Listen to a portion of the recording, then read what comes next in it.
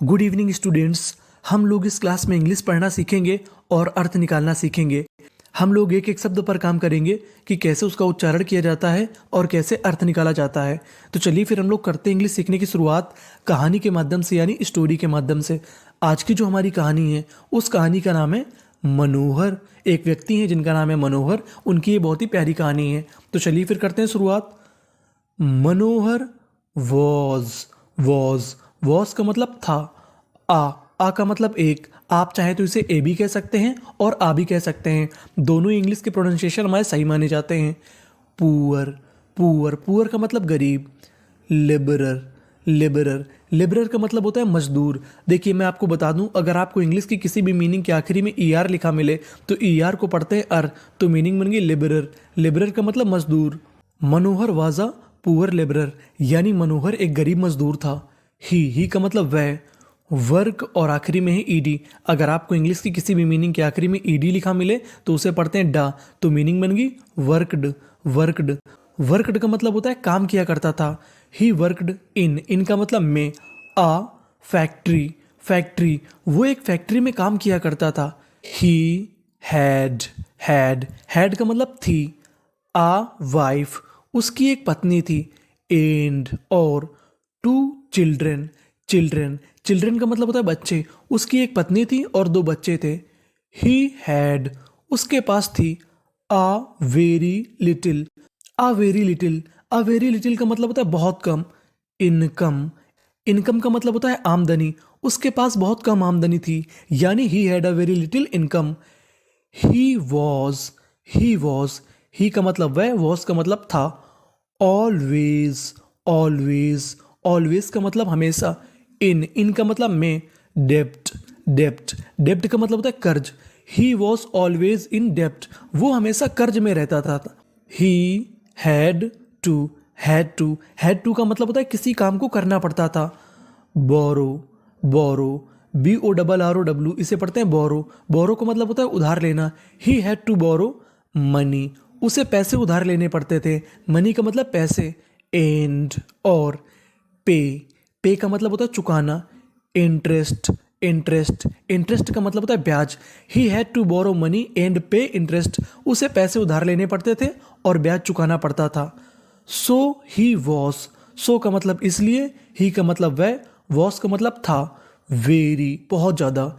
TROUBLED, इसे पढ़ेंगे troubled का मतलब परेशान। सो ही वॉज वेरी ट्रबल्ड, इस वजह से वो बहुत ज़्यादा परेशान रहता था। ही वॉन्टेड वो चाहता था। टू सॉल्व का मतलब होता है हल करना। हिज उसकी। प्रॉब्लम्स का मतलब होता है समस्या है। He wanted to solve his problems, वो चाहता था अपनी समस्याओं को हल करना। देयर देयर का मतलब वहाँ पर। वॉज का मतलब था। एन का मतलब एक। इंजीनियर एक इंजीनियर था। नेम्ड जिसका नाम था Sugriv. There was an engineer named Sugriv, एक इंजीनियर था जिसका नाम सुग्रीव था। हु का मतलब जो। वर्कड इन दिस फैक्ट्री, और वो भी। दिस का मतलब इस फैक्ट्री, वो इस फैक्ट्री में काम किया करता था। हिज वर्क, उसका काम। वॉज का मतलब था। टू मैनेज का मतलब होता है संभालना, उसका काम था संभालने का। ऑल द टेक्निकल का मतलब होता है तकनीकी। थिंग्स का मतलब चीजें। His work was to manage all the technical things, उसका काम सभी तकनीकी चीज़ों को मैनेज करना था, यानी संभालना था। ही वॉज वह था। वेरी का मतलब बहुत। इंटेलिजेंट का मतलब होता है बुद्धिमान। देखिए मैं बता दूं, यहाँ पर इस मीनिंग के बीच में एल 2 बार लिखा है, और इंग्लिश का एक रूल होता है कि अगर कोई भी लेटर यानी कोई भी अक्षर अगर 2 बार लिखा है तो उसका उच्चारण केवल 1 बार करना है। तो मीनिंग बन गई हमारी इंटेलिजेंट का मतलब बुद्धिमान। ही वॉज वेरी इंटेलिजेंट, वो बहुत बुद्धिमान था। सुग्रीव हमेशा। वियर का मतलब होता है पहनना, ये सेकेंड फॉर्म है वोर, वो हमेशा पहना करता था। गोल्डन का मतलब सोने की। वॉच, WATCH, इसे पढ़ते हैं वॉच। देखिए इस मीनिंग के आखिरी में लिखा है TCH, TCH को हम लोग इंग्लिश में पढ़ते हैं चा, तो मीनिंग बन गई वॉच। सुग्रीव ऑलवेज वोर अ गोल्डन वॉच, यानी सुग्रीव हमेशा एक सोने की घड़ी पहना करता था। विच का मतलब जो, वॉज थी, वेरी बहुत ज़्यादा, कॉस्टली का मतलब महंगी, यानी वो घड़ी बहुत ज़्यादा महंगी थी। वन डे एक दिन, सुग्रीव वेंट का मतलब गया, एक दिन सुग्रीव गया, टू हिज ऑफिस, वो अपने ऑफिस गया, ऑफिस का मतलब कार्यालय, फॉर के लिए, लंच, LUNCH लंच, लंच का मतलब दोपहर के भोजन के लिए। एक दिन सुग्रीव अपने ऑफिस गया लंच के लिए। ही का मतलब वह, एक्सीडेंटली दुर्भाग्य से, लेफ्ट हिज वॉच, लेफ्ट का मतलब छोड़ देना, हिज का मतलब उसकी, वॉच का मतलब घड़ी, ऑन द टेबल, टेबल यानी मेज पर, he accidentally left his watch on the table, उसने एक दिन गलती से अपनी घड़ी टेबल पर रख दी यानी भूल गया। मनोहर ऑल्सो, मनोहर भी, ALSO ऑल्सो का मतलब भी, पास्ड का मतलब गुजरना, बाई का मतलब से, सुग्रीव्स ऑफिस, सुग्रीव के ऑफिस से मनोहर भी गुजरा। आफ्टर हैविंग लंच, लंच करने के बाद, आफ्टर हैविंग लंच का मतलब लंच करने के बाद। वाइल, WHILE वाइल का मतलब जब। ही वॉज पासिंग, जब वो गुजर रहा था। THROUGH, इसे पढ़ते हैं थ्रू का मतलब होता है में से। His office, while he was passing through his office, जब वो उसके ऑफिस से होकर गुजर रहा था यानी मनोहर। सडनली का मतलब अचानक से।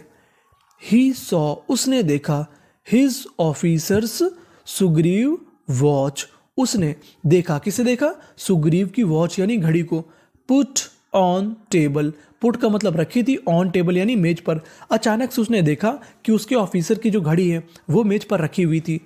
There was no one, there का मतलब वहां पर, वॉज का मतलब था, नो वन कोई नहीं, वहां पर कोई नहीं था। ही उसने, THOUGHT थॉट का मतलब सोचा, उसने सोचा। इफ का मतलब यदि। ही स्टोल का मतलब चोरी कर लेना। दिस वॉच, उसने सोचा यदि वह इस घड़ी को चोरी कर ले। मैनी कई, प्रॉब्लम्स समस्याएं, विल बी सॉल्व्ड का मतलब हल हो जाएंगी। उसने सोचा मैनी प्रॉब्लम्स यानी कई समस्याएं हल हो जाएंगी। ही शॉ, उसने देखा, हेयर एंड देयर, यहाँ और वहाँ। He saw here and there. And और एंटर्ड का मतलब प्रवेश किया, और उसने प्रवेश किया। इनटू द रूम, और उसने कमरे में प्रवेश किया। ही का मतलब वह। स्टूल, उसने चोरी कर ली। दैट वॉच, उसने वो घड़ी चोरी कर ली। किसने चोरी कर ली, मनोहर ने। एंड और, केम आउट, और बाहर आ गया।